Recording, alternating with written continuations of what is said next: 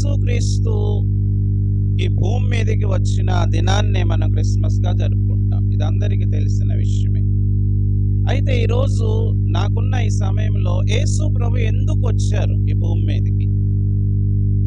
Why Jesus came on to this earth? ఎందుకు వచ్చారు ప్రభు ఈ భూమి మీదకి?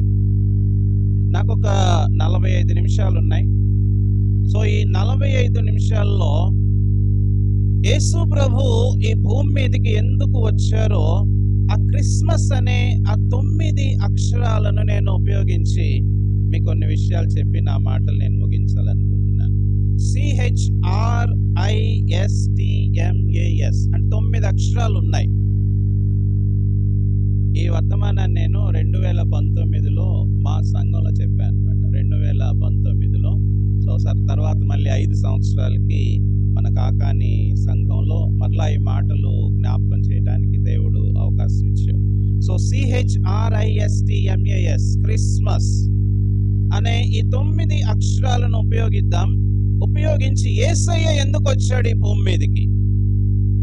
యేసు ప్రభు మానవావతారిగా మానవుడిగా మట్టి శరీరాన్ని దాల్చి ఈ భూమి మీదకి ఎందుకు వచ్చాడు అన్న విషయాన్ని మనము 9 అక్షరాలు ఉన్నాయి కదా, ఒక్కొక్క అక్షరానికి ఒక 5 నిమిషాలు తీసుకుంటే 9 × 5 45 minutes. సో 45 minutesలో ఈ సందేశాన్ని ముగిద్దాం. తర్వాత మనకి కార్యక్రమాలు ఉంటాయి కదా. సో నేను క్లుప్తంగా కొన్ని మాటలు చెప్పి ముగిస్తాను. క్రిస్మస్ అనే ఈ 9 అక్షరాల్లో 6 అక్షరాలేమో క్రైస్ట్, 3 అక్షరాలేమో మాస్. సో కలుపుకుంటే అసలు క్రిస్మస్ కి అర్థం ఏంటో మీకు బాగా తెలుసు అనుకుంటాను. క్రైస్ట్ మాస్ అంటే మాస్ అంటే ఆరాధన. ఇది లాటిన్ పదం అన్నమాట. మాస్ అంటే ఆరాధన. ఇప్పటికీ RCM వాళ్ళు ఆరాధనని మాస్ అంటారు. మాస్ అంటే ఆరాధన. సో క్రిస్మస్ లోనే అర్థం ఉంది, క్రీస్తుని ఆరాధించడమే క్రిస్మస్. కానీ అర్థం నుంచి మానవాళి క్రమేపీ పక్కకు తొలగిపోతుంది. అన్యులకి క్రిస్మస్ అంటే తెలుసా ఎవరు? Santa Claus. అన్ని జనులకి క్రిస్మస్ అంటేనే వాళ్ళు గుర్తుకొచ్చేది ఏంటి అని అంటే, మన షాపింగ్ మాల్స్ బయట చూస్తా ఉన్నా నేను వచ్చేటప్పుడు గుంటూరులో. కొన్ని షాపింగ్ మాల్స్ బయట శాంటా క్లాస్ కనిపిస్తాడు. అన్ని జనులకి క్రిస్మస్ అంటే ఏంటంటే శాంటా క్లాస్ లేకపోతే స్టార్. ఈరోజు క్రమేపీ దేవుని బిడ్డలారా, క్రిస్మస్ లో నుంచి క్రీస్తు వెళ్ళిపోతున్నాడు.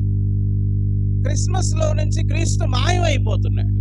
క్రిస్మస్ లో నుంచి క్రీస్తు గాయమైపోతున్నాడు. ఇది అంత మంచిది కాదు. క్రిస్మస్ అంటే క్రైస్ట్ ప్లస్ మాస్ అంటే క్రీస్తుని ఆరాధించడమే, క్రీస్తుకు మనం సమర్పించే ఆరాధనే క్రిస్మస్ అన్నమాట. సో ఆ భావంతో ఏం చేద్దామంటే మనం క్రిస్మస్ని జరుపుకుందాం. ఆ భావంతో మనం క్రిస్మస్ని జరుపుకున్నప్పుడు దేవునికి మహిమ కలుగుతుంది. మనము దేవుణ్ణి ఆరాధించాము అన్న సంతృప్తి కూడా మనకు మిగులుతుంది. దేవునికి స్తోత్రం. హల్లెలూయా.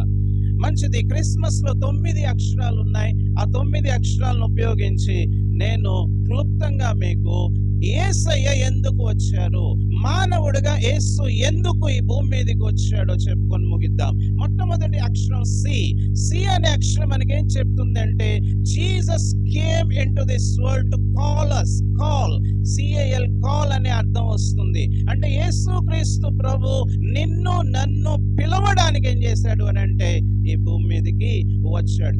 ఏ పిలుపు అంటే ఇది రక్షణ కొరకైన పిలుపు. నిన్ను నన్ను పాప భారంతో ఉన్న మనల్ని రమ్మని పిలవడానికి ఏం చేశాడంటే తన యొద్దకు రమ్మని ఆహ్వానిస్తూ ఇచ్చిన పిలుపే క్రిస్మస్ లోని ఈ పిలుపు అన్నమాట. So Jesus came into this world to call each and every one. ఒక క్రైస్తవులే కాదు పిలవడానికి వచ్చింది. చాలా మంది ఈరోజు పొరపడేది ఏంటంటే క్రిస్మస్ ఓన్లీ ఫర్ క్రిస్టియన్స్ అనుకుంటారు. కానీ యేసుక్రీస్తు ప్రభు సర్వ మానవాళిని పిలవటానికి భూమి మీదకి వచ్చాడు. మనకు సుపరిచితమైన వాక్య భాగం మత్తయి సువార్త 11:28 తీసి చదవండి. మత్తయి సువార్త 11:28. ప్రయాసపడి భారము మోసుకొనుచున్న సమస్త జనులారా నా యొద్దకు రండి. హీ ఈస్ కాలింగ్ అన్నమాట. యేసు ప్రభు పిలుస్తూ ఉన్నారు. భారముతో ఉన్నవారులారా, ప్రయాసతో ఉన్నవారులారా ఎక్కడికి రండి? నా దగ్గరికి రండి. చాలాసార్లు నేను కొంతమందిని చూస్తూ ఉంటాను. మనం ఏం చేస్తామంటే మనం ఇతరుల వైపు పాయింట్అవుట్ చేస్తాం. ఇప్పుడు నేను చేయలేనని అనుకోండి, నేనేం చేస్తానంటే నా దగ్గరికి కాదు అక్కడికి వెళ్ళండి అంటారు. ఇప్పుడు నేనేదైనా పని చెయ్యలేని పక్షంలో, నేను అసమర్థుడినైతే నా వల్ల ఇది కాదు అక్కడికి వెళ్ళండి అని నేనేం చేస్తానంటే సలహా ఇస్తాను. యేసు ప్రభు ఇంకొక చోటికి వెళ్ళమని సలహా ఇవ్వట్లేదు. యేసు ప్రభు నా వల్ల కాదు ఇంకొకరి దగ్గరికి వెళ్ళమని చెప్పట్లేదు. ఆయన స్పష్టంగా చెప్పిన మాట ఏంటంటే నా దగ్గరకు రండి, నా దగ్గరకు రండి. దీన్ని ఎక్స్క్లూజివ్నెస్ అంటాం. అంటే ఆయన తప్ప మరొక అవకాశం, ఆయన తప్ప మరొక ఆధారం, ఆయన తప్ప మన జీవితాల్లో విడిపించేవాడు లేడు. నా దగ్గరకు రండి. భారము, ఇప్పుడు ఇవన్నీ చెప్పుకోవాలంటే చాలా సమయం అవుతుంది. కానీ ఆది కాండంలో ఈ భారానికి కారణం ఏంటి అంటే పాపం. మనం తీయాల్సిన పని లేదు. ఈ భారానికి గల కారణం ఏంటంటే పాపం. సో దీన్ని మనం ఏమంటామనంటే, మనుష్యుడు అనేక భారాలతో ఉన్నప్పటికీ దీనికి ప్రధానమైన కారణం ఏంటంటే పాప భారం. సో యేసు ప్రభు అంటున్నాడు, మీ పాప భారము నుంచి విడిపించేవాడు ఎవరో కాదు కానీ నేనేనంటున్నాడు. అందుకే నా దగ్గరకు రండి. ఆయన దగ్గరకు వస్తే, తర్వాత చెప్తాడు, ఆయన దగ్గరకు వస్తేనంట నేనేం చేస్తానంటే మీకు విశ్రాంతినిస్తాను. హల్లెలూయా. సో యేసు ప్రభు ఎందుకు వచ్చారు అని అంటే, హి కేమ్ టు కాల్ యూ. ఇక్కడ కూర్చున్న మన అందరిని పిలిచాడు, అందుకే మనం ఇక్కడికి వచ్చాం. రాజేష్ నన్ను పిలిచాడు కొన్ని రోజుల క్రితం, ఒక నెల క్రితమే రమ్మని చెప్పాడు, నన్ను పిలిచాడు, నేను ఇక్కడికి వచ్చాను. మనము పిలుపుకు స్పందించి ఆయన దగ్గరికి రావాల్సి ఉంది. నేను రాజేష్ ఇచ్చిన పిలుపుకు స్పందించి ఇక్కడికి వచ్చాను. ఆయన పిలుపుకు స్పందించి నేను రాకుండా ఉంటే అదేమవుతుంది? ఆయన వ్యతిరేకించినట్టు అవుతుంది. అలాగే యేసయ్య మనల్ని పిలుస్తూ ఉన్నప్పుడు, మనం ఆయన దగ్గరకు వచ్చినప్పుడు, ఆయనకు లోబడి, ఆయన మాటకు లోబడి వచ్చినప్పుడు అక్కడ అంటాడు, నేను మీకు ఏం చేస్తాను? విశ్రాంతినిస్తాను. ఐ విల్ గివ్ రెస్ట్ అంటాడు.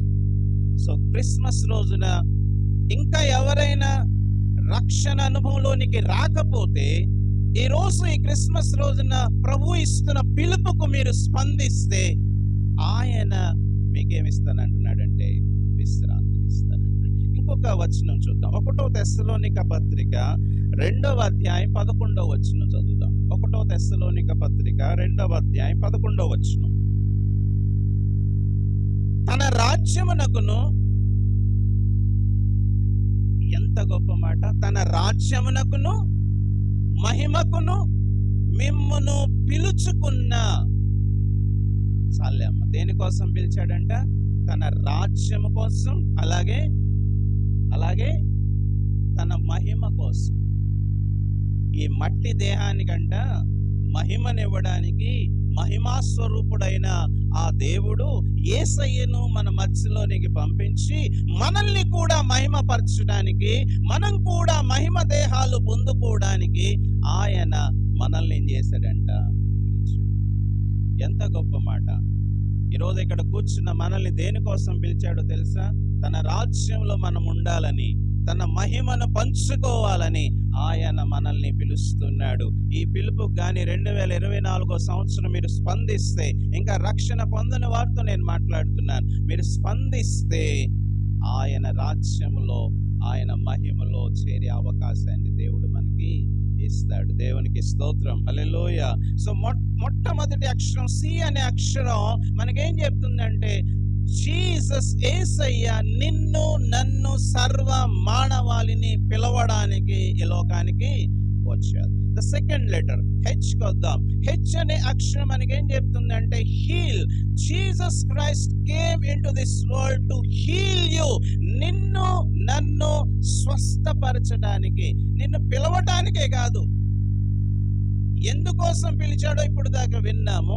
ఇంకొక అర్థం ఏమొస్తుందంటే, ఎందుకు నిన్ను నన్ను పిలుస్తూ ఉన్నాడంటే, నువ్వు నేను స్వస్థత పొందడానికి, నువ్వు నేను శారీరక బలహీనత నుంచి, మానసిక రోగం నుంచి మనము విడుదల పొందడానికి ప్రభు ఏం చేస్తున్నాడంటే మనల్ని పిలుస్తున్నాడు. సో రెండో అక్షరం యేసయ్య నిన్ను స్వస్థపరచడానికి పిలుస్తున్నాడు. ఒక వచనం మనం చూద్దాం.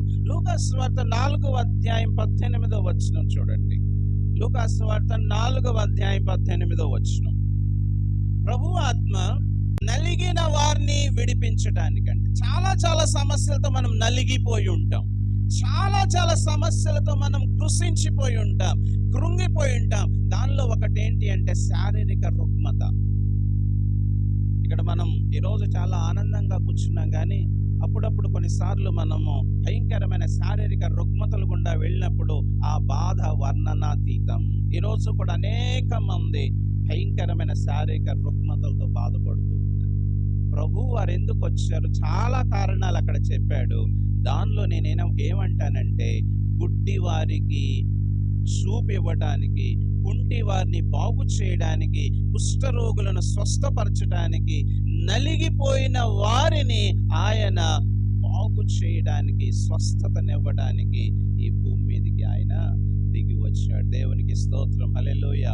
ఈ క్రిస్మస్ శుభదినాన మీరేమైనా శారీరక రుగ్మతలతో బాధపడుతున్నా, మానసిక రుగ్మతలతో బాధపడుతున్నా, ప్రభు ఈ రోజు మనకిస్తున్న వర్తమానం ఏంటంటే, ఈ క్రిస్మస్ రోజున కూడా దేవుడు మనకు వాగ్దానం చేస్తుంది ఏంటి అనంటే, ప్రభువారు నిన్ను రక్షించడానికే రాలేదు, కానీ ప్రభువారు నిన్ను స్వస్థపరచడానికి కూడా ఈ భూమి మీదకి వచ్చాడు. యెషయా గ్రంథం 53వ అధ్యాయం 5వ వచనం అనుకుంటాను, అక్కడ చక్కటి మాటలు రాయబడ్డాయి. ఆయన పొందిన దెబ్బల చేత మనకేమవుతుందంటే స్వస్థత కలుగుతుంది. తీసిన చదవండి అమ్మా. అతడు గాయపరచబడ్డాడు,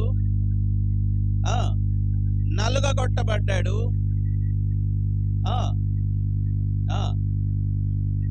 అతడు అంటే యేసు ప్రభు, ఆయన పొందిన దెబ్బల వలన మనకు స్వస్థత కలుగుతుంది. చాలేమ్మ. ప్రభు వారు మనిషిగా ఈ భూమి మీదకి రాకపోయి ఉండుంటే, ఆయన మన కోసం సిలువలో చనిపోకుండా ఉండి ఉంటే మనకు స్వస్థత వచ్చి ఉండేది. ఈరోజు ఎంతో మంది భయంకరమైన పరిస్థితుల్లో నుంచి స్వస్థత, విడుదల పొందుకుంటున్నారు అని అంటే, వాక్యం మనకిచ్చే అభయం ఏంటంటే, ప్రభు వారు మన కొరకు గాయమునుంది. అందుకే ఇక్కడ అంటాడు, ఆయన పొందిన దెబ్బలు, గాయాల వలన మనకేం కలుగుతుంది? స్వస్థత కలుగుతుంది. మీరు వచ్చి పాస్టర్ గారితో ప్రార్థన చేయించుకోవచ్చు, మేము ప్రార్థన చేస్తాం, బాగానే ఉంది. కానీ స్వస్థత దేని వల్ల మనకు లభిస్తుంది అని అంటే, ఆయన మన కోసం గాయపరచబడి ఆ గాయాల్లో నుంచి వచ్చిన రక్తము ద్వారానే మనకేం కలుగుతుందంటే స్వస్థత కలుగుతుంది. ఒక ఆయన అన్నారు, ఒక దైవజనులు అన్నారు, క్రేడల్లోనే క్రాస్ ఉందంట. క్రేడల్ అంటే ఉయ్యాల. ప్రభు వారిని జన్మించినప్పుడు ఉయ్యాల ఉందో లేదో తెలియదు, కానీ పశువులతోటే ఆ రోజు ఉయ్యాల. సో క్రేడల్, క్రాస్ లేకుండా క్రేడల్ లేదు, క్రేడల్ లేకుండా క్రాస్ లేదు. అంటే ఆయన జన్మించినప్పుడే మనకేం కనిపిస్తుందంటే, ఆయన సిలువలో మరణించాలి అన్న చిహ్నం మనకు క్రేడల్లోనే కనిపిస్తుంది. అందుకే ఇంకొక ఆయన అన్నారు, జీసస్ బార్న్ టు డై. ఆయన జన్మించింది మన కొరకు చనిపోవటానికి. అందుకే చూడండి, ప్రభువు జన్మించినప్పుడు హేరోదు ఒక ఆజ్ఞ ఇస్తాడు, చుట్టూ 2 సంవత్సరాలు లేకపోతే అంతకంటే లోపున్న వారందరినీ ఏం చేయమన్నాడంటే హతమార్చమన్నాడు. అంటే ప్రభు జన్మించినప్పుడు మరణ వాసన కనిపించింది బెత్లెహేమ్ అంతా కూడా. అంటే ప్రభు ఎందుకు జన్మించారు అని అంటే, ఆయన చనిపోవడానికి. ప్రభు వారు మన కొరకు చనిపోకుండా ఉంటే, ప్రభు వారు మన కొరకు గాయం నుండి ఉండకుండా ఉంటే, ఈరోజు మనము స్వస్థత పొంది ఉండేవాళ్ళము. పంచగాయాలు నొందారంట. ఒక పాటలో కూడా ఉంది, ఆయన మన కోసం 5 గాయాలు నొందారు. అది చేతులు, కాళ్ళు, ప్రక్కన, వీపు, తల, 5 ప్రాంతాల్లో పంచగాయాలు ఆయన నొందారు. ఒక ఆయన ఇలా అన్నారు, అంటే మనకి 5 ఖండాలు ఉన్నాయి. వాస్తవంగా అయితే 7 ఖండాలు అని చెప్పుకుంటాం, ఒకటి ఇప్పుడు చెప్పుకోం, 6 ఖండాలు అంటారు. 6 ఖండాల్లో ఒకటి ఆర్కిటిక్ ఖండం, అసలు మనుషులు నివాసం ఉండటానికే వీలు కాదు. సో బేసిక్ గా మనకుంది ఏంటంటే 5 ఖండాలు. ఈ 5 ఖండాల్లో ఉన్న ఆ ప్రజల యొక్క రక్షణ కోసం, ఈ 5 ఖండాల్లో ఉన్న ప్రజల యొక్క స్వస్థత కోసం, అది శారీరక, మానసిక ఏ స్వస్థత కోసమైనా ప్రభు ఏం పొందారంటే 5 ప్రధానమైన గాయాలు మన కోసం శిలువ మీద భరించారు. ఆయన పొందిన ఆ గాయాల వలన మనకేం కలిగింది? స్వస్థత కలిగింది. సో యేసు ప్రభు ఎందుకు వచ్చారు అంటే నిన్ను, నన్ను, మనల్ని స్వస్థపరిచారు. ఇంకా రాబోతున్న దినాల్లో మనల్ని మరింతగా ఏం చేస్తారంటే ఆయన స్వస్థపరుస్తారు. ఆర్ అనే అక్షరంకి వద్దాం, మూడో అక్షరానికి వద్దాం. క్రిస్మస్ లో మూడో అక్షరం ఆర్. ఆర్ అనే అక్షరం మనకు రిడెంప్షన్ ని గుర్తు చేస్తుంది. రిడెంప్షన్ అంటే విమోచన. Jesus came into this world to redeem you. ఆయన నిన్ను, నన్ను విమోచించడానికి వచ్చారు. మత్తయి సువార్త 20:28 చదువుకుందాం. విమోచన క్రయధనముగా తన ప్రాణాన్ని ఇవ్వటానికి ఏం చేశాడంటే ప్రభు వారు ఈ భూమి మీదకి వచ్చారు. మనిషిగా ఎందుకు వచ్చారో మనం చెప్పుకుంటున్నాం. మనం మూడో మాట లేకపోతే మూడో అంశం చూస్తున్నాం. ఎందుకు ప్రభు వచ్చారు అని అంటే మన కోసం అంట విమోచన క్రయధనముగా తన రక్తాన్ని క్రయధనముగా ఇచ్చి మనల్ని రిడీమ్ చేయడానికి, విమోచించడానికి ఆయన వచ్చారు. ఇక్కడ ఒక మాట మనం అర్థం చేసుకోవాలి. ఏదన్నా తాకట్టు పెట్టామనుకోండి, మనం ఏదన్నా వస్తువును తాకట్టు పెడితే దాన్ని ఏం చేయాలంటే రిడీమ్ చేసుకోవాలి. ఇప్పుడు వస్తువు మందే. ఇప్పుడు బ్యాంకులో మనం ఏదన్నా తీసుకోవాలి, డబ్బు తీసుకోవాలి అని అంటే మనకున్న బంగారాన్ని తీసుకెళ్లి బ్యాంకులో పెడతాం, అది మందే. తిరిగి దాన్ని ఏం చేయాలంటే మనం విడిపించుకోవాలి అని అంటే ఏం చేయాలి? వాళ్ళు ఇచ్చిన డబ్బుకి మళ్ళీ అదనంగా మనం వడ్డీ కట్టి దాన్ని ఏం చేయాలంటే విడిపించుకోవాలి. మన డబ్బుకే మనం వడ్డీ కట్టాలి. అది మన వస్తువే, కానీ మనం దానికి క్రయధనం చెల్లించాలి, మనం దానికి విడుదల ధనం చెల్లించాలి. అలా చెల్లించినప్పుడు అది రిడీమ్ అవుతుంది. ఈ మాట మీరు అర్థం చేసుకుంటే ప్రభువారు మన కోసం చేసిన పని అదే. ఒకసారి మనం ఆయన బిడ్డలమే, కానీ పాపం వల్ల సాతాను చెరలోకి వెళ్ళిపోయాం, సైతాన్ యొక్క కబంధ హస్తాల్లోకి వెళ్ళిపోయాము. ఆయన బిడ్డలమే అయినప్పటికీ తిరిగి మన కోసం ఏం చేయాల్సి వచ్చిందంటే ఆయన తన రక్తాన్ని క్రయధనంగా చెల్లించేసి మనల్ని వాడి చేతుల్లో నుంచి ఏం చేశాడంటే రిడీమ్ చేస్తున్నాడు. మనకి ఆరి అని అంటే తిరిగి అని వస్తుంది. మనకి రీపే అంటాం కదా. రీపే అంటే ఏంటి అర్థం? తిరిగి చెల్లించడం. రీడీమ్ అంటే మనం ఆల్రెడీ విమోచించబడిన వాళ్ళమే, కానీ కబంధ హస్తాల్లోకి వెళ్ళిపోయాం. సో మన కొరకు తిరిగి ప్రభు ఏం చేశాడంటే తన రక్తంని కార్చి మరలా మనల్ని ఏం చేశాడంటే మరలా కొనుక్కోవాల్సి వచ్చింది. సో అప్పుడప్పుడు నేను కూర్చొని ఆలోచన చేస్తాను, మనం 2 సార్లు కొనబడ్డాం. ఆయన వస్తువే మనం, కానీ మనం ఆయన నుంచి దూరం అయిపోతే మరలా మన కోసం రక్తం కాచి మనల్ని తిరిగి ఏం చేయాల్సి వచ్చిందంటే మనల్ని విడుదల చేయాల్సి వచ్చింది. విడుదల కోలు అంటాం, విడుదల డబ్బు అంటాం. ఏమిచ్చాడు ప్రభు మనల్ని విడుదల చేయడానికి అంటే బంగారం సరిపోలేదు, వెండి సరిపోలేదు, వెలగలిగింది ఏది కూడా సరిపోలేదు. అందుకే 1 పేతురు పత్రికలో 1వ అధ్యాయంలో రాస్తాడు కదా, మనము వెండి బంగారముల వంటి క్షయ వస్తువుల చేత ఏం చేయబడలేదంటే మనం విమోచించబడలేదు, కానీ గొర్రెపిల్ల వంటి నిష్కల్మషమైన ఆ రక్తము చేత మనం ఏం చేయబడ్డామని అక్కడ రాస్తాడంటే పేతురు, మనము విమోచించబడ్డాము. హల్లెలూయా. సో ఇప్పుడు చెప్పండి, మన విమోచన కోసం యేసయ్య చెల్లించింది బంగారము కాదు, యేసయ్య చెల్లించింది వెండి కాదు, యేసయ్య చెల్లించింది మరి ఏ విలువైన వస్తువు కాదు, కానీ యేసయ్య మన కొరకు మన విడుదల కోసం చెల్లించింది ఏంటి అనంటే తన సొంత రక్తాన్ని. దాన్నే పేతురు అంటాడు, అది నిష్కల్మషమైన పరిశుద్ధమైన గొర్రె పిల్ల వంటి పవిత్రమైన ఆ రక్తాన్ని ప్రభు ఏం చేశాడంటే నీ కోసం నా కోసం చిందించాడు. దేవునికి స్తోత్రం. హల్లెలూయా. We are redeemed. మనం విమోచించబడిన ప్రజలము, మనము కొనబడిన ప్రజలము, మనము తిరిగి ఆయన చేత ఏం చేయబడ్డామంటే విడుదల పొందుకున్న ప్రజలము. అందుకే పేతురు అంటాడు, మనం ఇక మన సొత్తు కాదు, ఇప్పుడు మనము ఆయన సొత్తు. ఇప్పుడు మన మీద మనకు అధికారం లేదు, కొనుక్కున్న ఆయనకి అధికారం ఉంటుంది. కాబట్టి ఇప్పుడు మనము ఆయన చేతుల్లో ఉన్నాము. దేవుని స్తోత్రం. హల్లెలూయా. సో 3 విషయాలు నేర్చుకున్నాం. యేసయ్య మనల్ని పిలవడానికి వచ్చాడు. రెండోది, యేసయ్య మనల్ని స్వస్థపరచడానికి వచ్చాడు. యేసయ్య మనల్ని విడిపించడానికి, విమోచించడానికి ఈ భూమి మీదకి వచ్చాడు. ఐ అనే మాటకు వస్తాం. నాలుగవ అక్షరం I. Jesus came in to this world to impart life. Impart అంటాను నేను, IMPART. ఇంపార్ట్ అంటే జీవాన్ని మనకు ఇవ్వడానికి వచ్చాడు. He came to give his life. మనకు నిత్య జీవాన్ని ఇంపార్ట్ చేయడానికి. ఇంగ్లీష్ మాట అర్థం చేసుకోండి. ఐ అనే అక్షరం ఇంపార్ట్ సూచిస్తుంది. అంటే జీవోత్సవంలాగా పడిన మనల్ని, ఇక కొన ప్రాణంతో ఈ భూమి మీద మనల్ని ఆయన తన జీవంతో నింపి ఏం చేశాడంటే మనల్ని జీవింపచేసి ఈ లోకంలో బ్రతికించాడు. ఎఫెసీ పత్రిక 2వ అధ్యాయంలో మనకు చక్కటి మాటలు కనిపిస్తాయి కదా.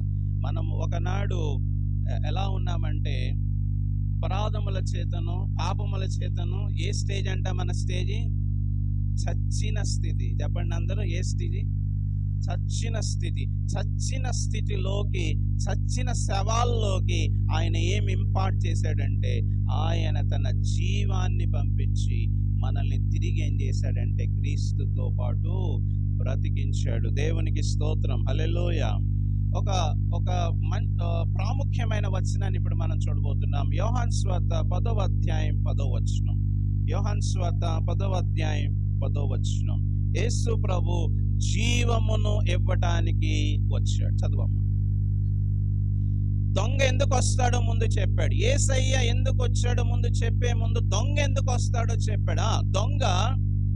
దొంగతనమును, హత్యను, నాశనమును చేయడానికి వస్తాడు, మరి దేనికి రాడు? బాగా వినండి. గొర్రెలకు జీవము కలగటానికి, సమృద్ధిగా కలగటానికి నేను వచ్చాను. ఎంత స్పష్టంగా యేసు ప్రభు ఈ మాట అంటున్నాడంటే గొర్రెలకు జీవము కలగటానికి, ఆ జీవం ఎలా అంటే సమృద్ధిగా కలగటానికి నేను వచ్చాను. దేవుని స్తుతిద్దాం. హల్లెలూయా. ఇక్కడ యేసు ప్రభుకినో దొంగకి పోలిక ఉంది. దొంగ ఎవరో కాదు కానీ సాతాను. సాతాను ఎందుకు వచ్చాడు? 3 కారణాలు చెప్పాడు అక్కడ. ఒకటి, ఎందుకు వస్తాడంటే సైతాను దోచుకోవడానికి వస్తాడు, హత్య చేయడానికి వస్తాడు, నాశనం చేయడానికి వస్తాడు. ఈ మూడింటిని మీరు గమనించినప్పుడు అపవాది తీసుకోవడానికి వస్తాడు, అపవాది ప్రాణాన్ని లాగేసుకోవడానికి వస్తాడు. హత్య అంటే అదే కదా. హత్య అంటే ప్రాణం తీయటమే కదా. దుష్టుడు నీ ప్రాణాన్ని తీయడానికి వస్తాడు. సాతాను నీ జీవాన్ని హరించడానికి వస్తాడు. సైతాను నీలో ఉన్న ప్రాణాన్ని హరించడానికి వస్తాడు. కానీ యేసయ్య తన జీవాన్ని మనకివ్వడానికి వచ్చాడు. హల్లెలూయా. He came to impart his life. ఆయన జీవాన్ని, ఆయన శ్వాసని మనకు ఇవ్వడానికి ఏం చేశాడంటే ఈ భూమి మీదకి వచ్చాడు. మనుషులు అంతే కదా, కొంతమంది పీకు తినేవాళ్ళు ఉంటారు, ఇచ్చేవాళ్ళు ఎవరు ఉండరు. చచ్చేవాడి దగ్గర డాక్టర్లు ఇంకా లాగుతారు, తెలుసు కదా. శవాలను అక్కడ పెట్టి పీక్కు తినే, అంటే డాక్టర్లు నేను ఇక్కడ కించిపరుస్తున్నాను అనుకోబాకండి. అంటే డాక్టర్లు నేను తక్కువ చేసి మాట్లాడట్లేదు, కానీ కొంతమంది ఉన్నారు శవాలు అక్కడ పెడతారు, శవాలు అక్కడ పెట్టి లాక్కుంటా ఉంటారు డబ్బు, ఏదో ట్రీట్మెంట్ చేస్తున్నట్లు. అంటే నేనేమంటున్నానంటే మనుష్యులు పీక్కు తింటారు మనల్ని. మనుష్యులు మన దగ్గర ఉన్నదాన్నంతా కూడా రక్తం పిండేసినట్లుగా పిండేస్తారు. అదే దొంగ గురించి చెప్పాడు. కానీ యేసు ప్రభు ఎందుకు వచ్చాడో తెలుసా? ఆయన చనిపోతూ నీకు జీవం ఇవ్వడానికి వచ్చాడు. ఆయన తన రక్తాన్నంతా ధారపోసేసి నువ్వు బ్రతకాలని వచ్చాడు. ఆయన సిలువలో యాగమైపోయి నువ్వు బ్రతకాలని వచ్చాడు.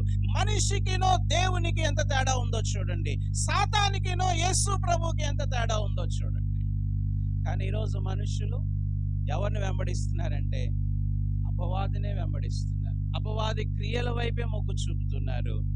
ప్రభు ఎందుకు వచ్చాడో 4వ అక్షరం చాలా స్పష్టంగా మనకు తెలియజేస్తుంది. Jesus came in to this world to impart his life. నువ్వు బ్రతకాలని, బ్రతికి ఆయన కోసం జీవించాలని ప్రభు ఈ భూమి మీదకి వచ్చారు.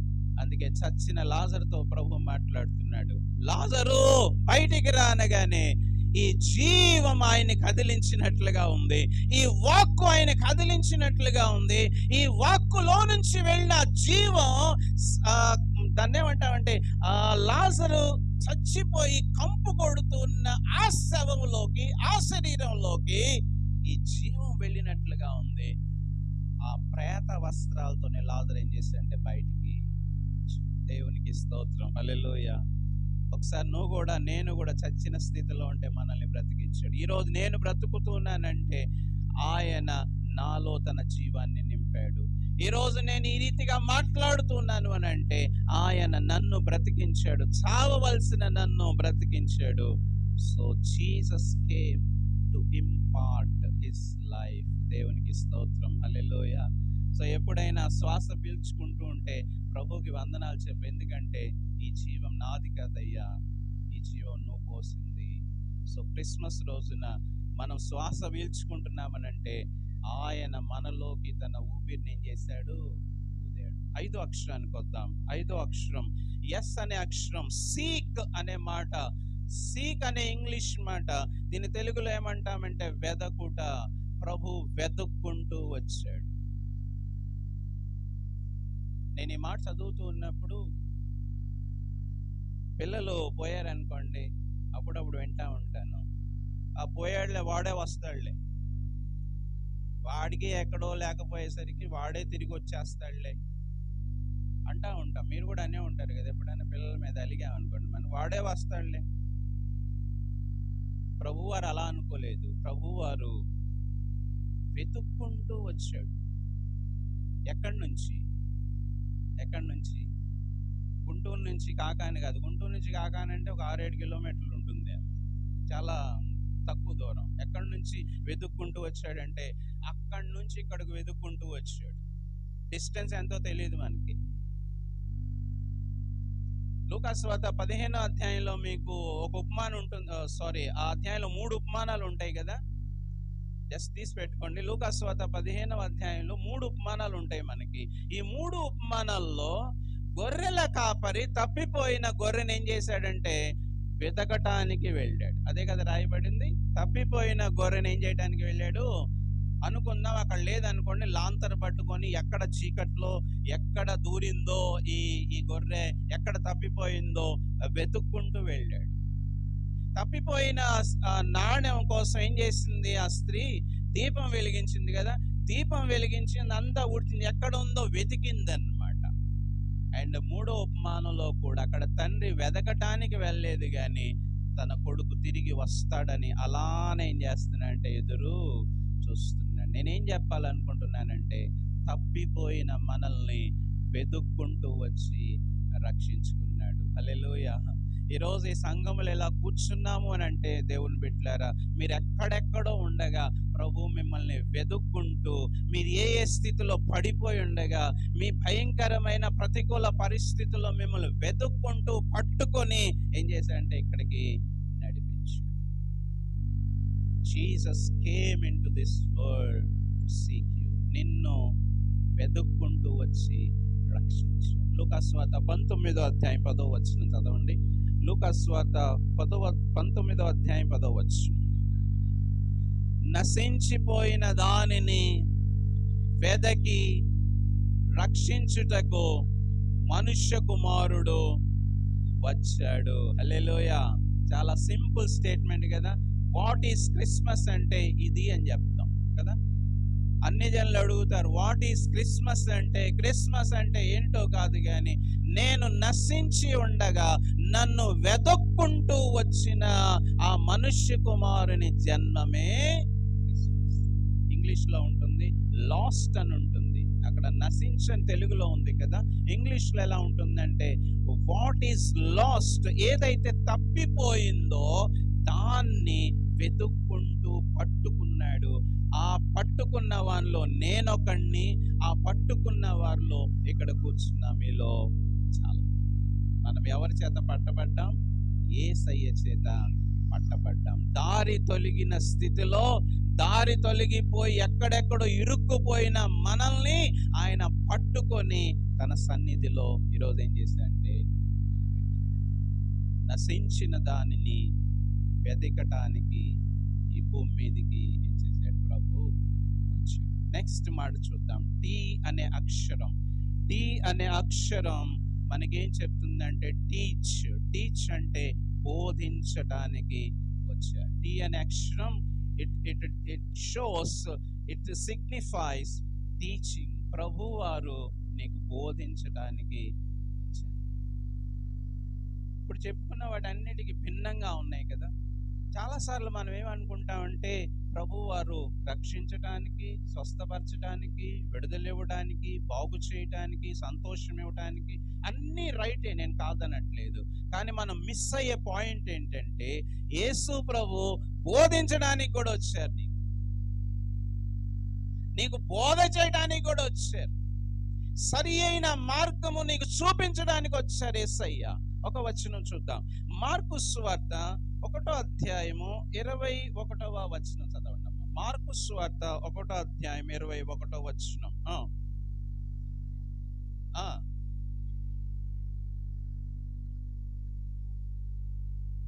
ఈ మాట మీకు చాలా సార్లు కనిపిస్తుంది. అదే నేను ఒకే వచనం మీకు చూపించాను.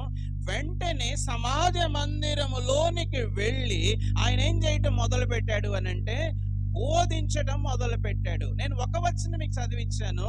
కాకపోతే మీరు సువార్తల్లో అక్కడక్కడ మీరు ఈ మాట చదువుతారు. ఆయన బోధించడానికి నిలవబడ్డాడని, ఆయన చేతుల్లోకి యెషయా గ్రంథం ఇవ్వగా ఆయన బోధించడం మొదలు పెట్టాడు అని, ఇలాంటి చాలా విషయాలు మీరు చదువుతారు. సో యేసు ప్రభు ఈ భూమి మీదకి బోధించడానికి కూడా వచ్చారు. What is the right way? What is the real వే? నీకు సరైన మార్గం, సరైన దృక్పథాన్ని, నీ జీవితానికి ఒక నిర్దిష్టమైన మార్గాన్ని చూపించడానికి ఏం చేశాడంటే ప్రభు ఈ భూమి మీదకి వచ్చాడు. చాలాసార్లు ఈ పాయింట్ మిస్ అయిపోతాం. మనకి చాలాసార్లు ప్రభు దగ్గరికి స్వస్థత కోసమే రావాలనుకుంటాం. మంచిదే, రండి. కానీ ప్రభు దగ్గర నేర్చుకోవడానికి కూడా మనం రావాలి. He is a teacher. అక్కడ మీరు కిందికి చదువుకుంటూ వెళ్తే ఈయన బోధించినట్లుగా ఎవరినూ బోధించలేదే అని వాళ్ళు ఆశ్చర్యపోతున్నారు. ఎందుకు? పరిసయ్యులు, శాస్త్రులు కూడా బోధకులే. వాళ్ళు ఆశ్చర్యపోయింది ఏంటంటే ఈయన వాళ్ళకంటే కూడా ఏం చేస్తున్నారంటే అద్భుతమైన రీతిలో బోధిస్తూ ఉన్నారు. మేము ఎక్కడ వెళ్ళలేదు ఈయన బోధించడం అని ఆశ్చర్యపోతున్నారు.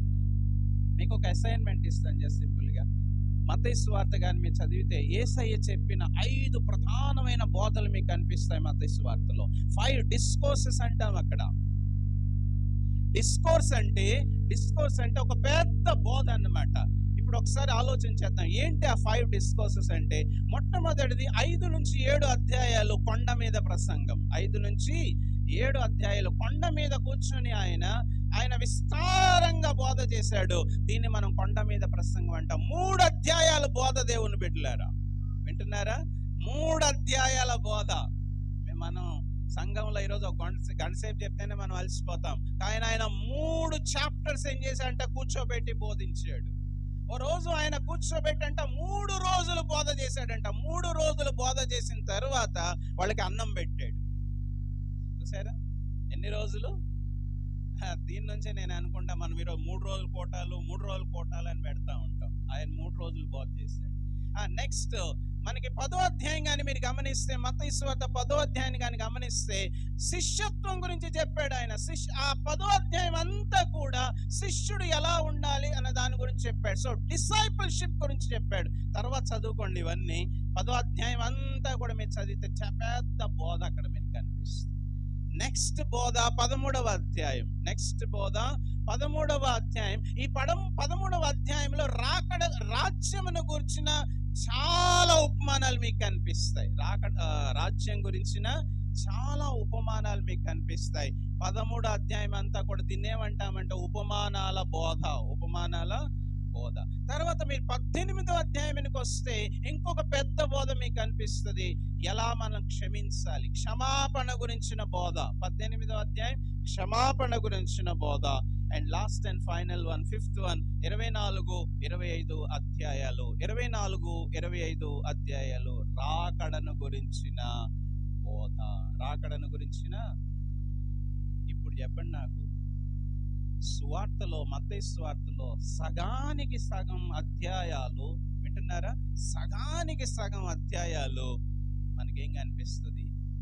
బోధే కనిపిస్తుంది. అందుకే బోధకు మేము ఎక్కువ ప్రాధాన్యత ఇస్తాం. బోధకు ఎక్కువ ప్రాధాన్యత ఇస్తాం.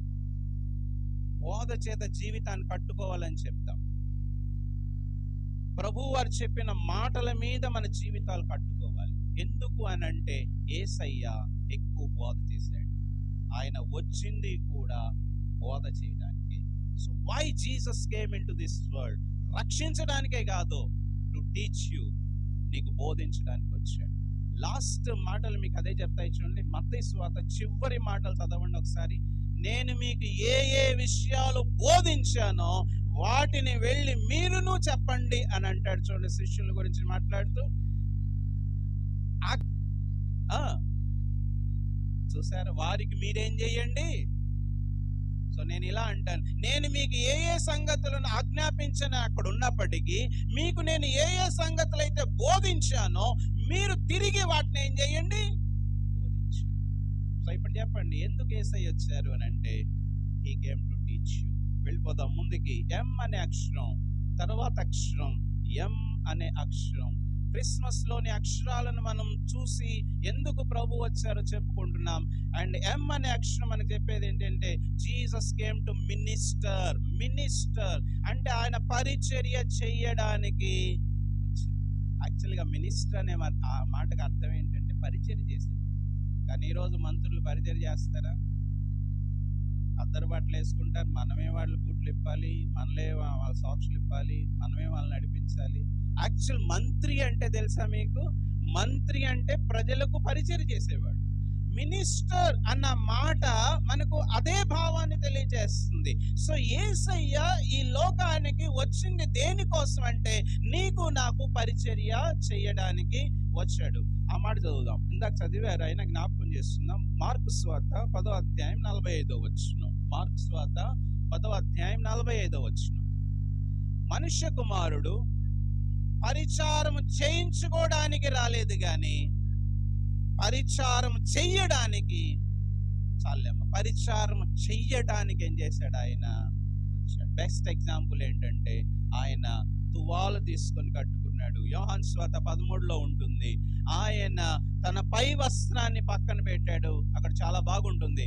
ఆయన తన పై వస్త్రాన్ని పక్కన పెట్టుకున్నాడు. టవల్ తీసుకొని, టవల్ అంటే అంత ముఖ్యం కాదు కదా, అది తీసుకొని తన నడుముకు కట్టుకొని శిష్యుల పాదాలు కడిగి దాంతో ఏం చేశాడంటే ఆయన. మనం ఎవరైనా మనుషుల కాళ్ళ దగ్గర వంగుతామండి? వంగం. మనం ఎవ్వరం కూడా మనుషుల కాళ్ళ దగ్గరికి వెళ్ళి మనము పరిచర్య చెయ్యం. కానీ ప్రభు మనకు నేర్పిస్తుంది ఏంటి అని అంటే, ఎందుకు ప్రభు వచ్చారంటే ఈ లోకంలో మనకి పరిచర్య చేయడానికి. అలా చేసి మనకేం బోధిస్తున్నాడంటే, నేను ఎలా అయితే చేశానో, తర్వాత ఉంటుంది 14వ వచనంలో, నేను ఎలా అయితే చేశానో మీరు కూడా ఇతరుల పాదాలు ఏం చేయాలి, మీరు కూడా కడగాలి అని చెప్పాడు. దేవునికి స్తోత్రం, హల్లెలూయా. సో ఎం అనే అక్షరం మనకేం చెప్తుందంటే Jesus came into this world to minister. And next letter లోకి వెళ్ళిపోదాం. ఏ అనే అక్షరం, ఎంఏఎస్, మాస్ లో చివరికి వచ్చేసాం. మాస్ లోని ఎం అనే అక్షరం మినిస్టర్ చెప్పుకున్నాం. అండ్ ఏ అనే అక్షరం అబాలిష్. అబాలిష్ అంటే నశింప చెయ్యడానికి, నాశనం చేయడానికి వచ్చాడు. ఇప్పుడు దాకా చెప్పుకున్న దానికి భిన్నంగా ఉంది కదా ఇది.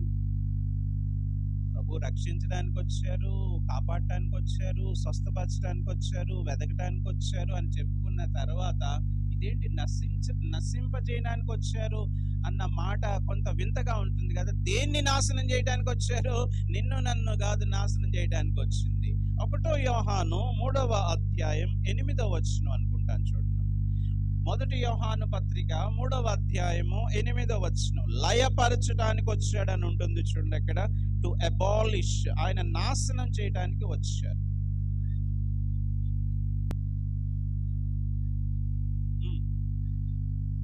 బాగా వినండి. అపవాది యొక్క క్రియలను లయపరచుటకే. ఒక్కొక్క మాట్లాడుకోబాకండి, నేను ముగించేస్తాను ఇక. అపవాది క్రియలను లయపరచడానికే అబాలిష్ అని ఉంటుంది ఇంగ్లీష్ లో. అంటే వాడి క్రియలను, అపవాది క్రియలు ఎట్లా ఉంటాయి చెప్పండి? మంచిగా ఉంటాయా?